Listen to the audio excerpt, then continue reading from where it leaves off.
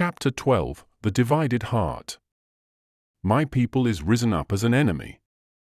Micah 2 verse 8. He that is not with me is against me. Alas!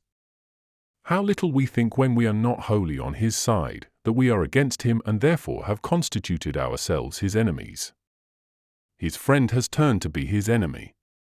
Yet so it is, no man can serve two masters, for either he will hate the one and love the other, or else he will hold to the one and despise the other.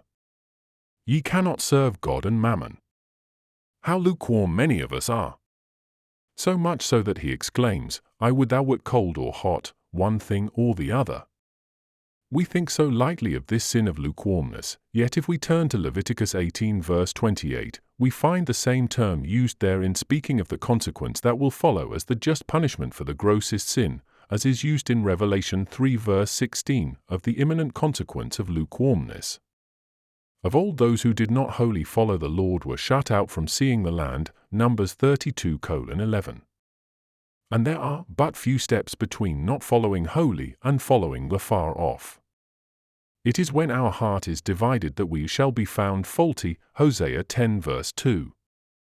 Friendship with God and friendship with the world cannot coexist. The friendship of the world is enmity with God. Whosoever therefore will be a friend of the world is the enemy of God. If any man love the world, the love of the Father is not in him.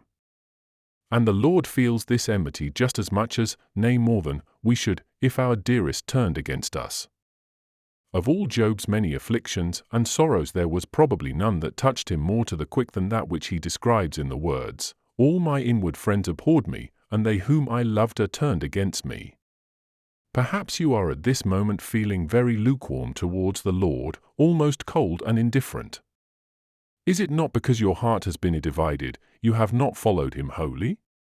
You have given the hand to the Egyptians and to the Assyrians, to be satisfied with their bread, Lamentations 5 verse 6, whereas there is only one bread that can satisfy. Other lords beside thee have had dominion over us. Their heart went after their idols, Ezekiel 20 verse 16. What was it your heart went after? Meet the question bravely, determined to find the answer. And know that that which your heart went after is your idol, since it has supplanted the true God in your love and absorption.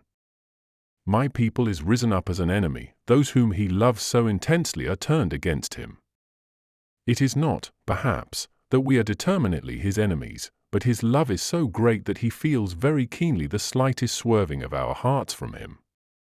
So much so that he that is not with him is against him, he that turns aside from his friendship is felt to be an enemy.